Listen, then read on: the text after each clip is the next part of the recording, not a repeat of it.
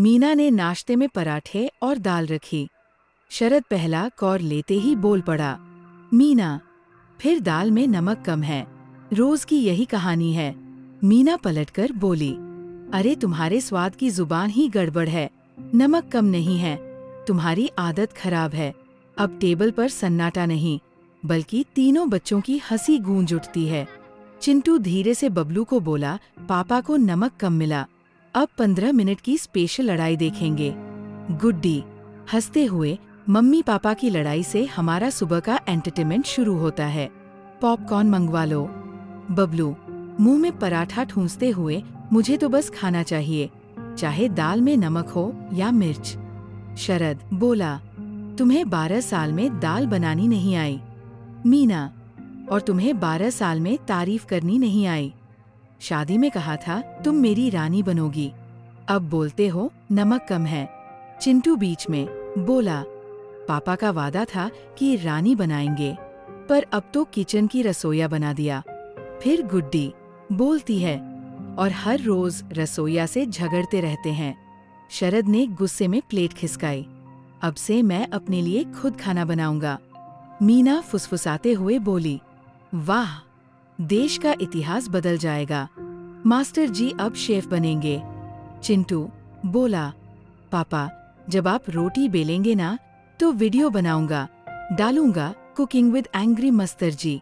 गुड्डी, मैं तो थंबनेल बना चुकी हूँ, जब पति रसोई में घुसे।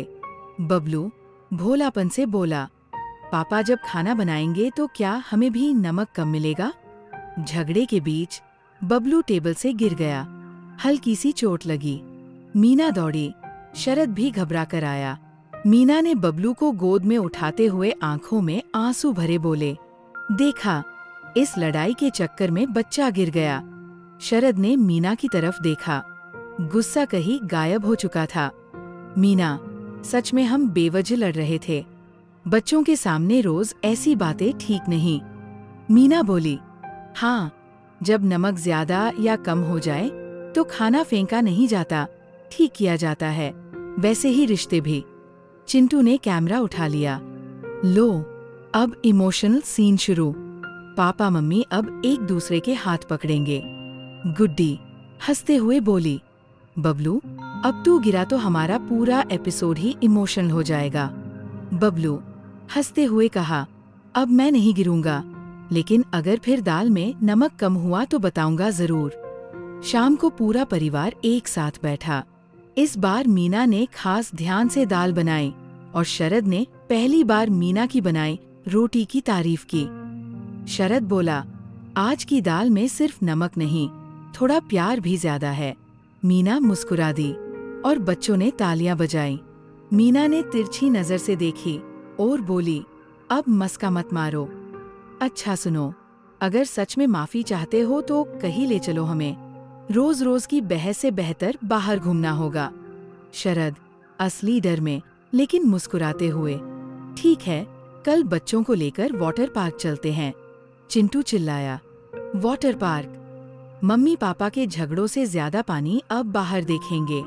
गुड्डी, और इस बार मम्मी पापा को फिसलते देखेंगे, असली मजा आएगा। बबलू, वहाँ नमक वाला कुछ नहीं मिलेगा ना? अगले दिन सुबह सुबह सब तैयार होकर वाटर पार्क पहुँचे। पहली स्लाइड पर ही शरद फिसल गया और चिंटू बोला, पापा, नमक कम था तो अब पानी ज्यादा मिल रहा है। मीना हंसते हुए, लो, अब हर शिकायत फिसल गई। गुड्डी, आज पापा की इज्जत भी स्लाइड में बह गई। बबलू, मम्मी, ये घूमना था या पापा का धोना? वाटर पार्क में खूब मस्ती हुई। रात को होटल में बैठकर मीना ने पूछा, अब दाल में नमक कैसा लगता है?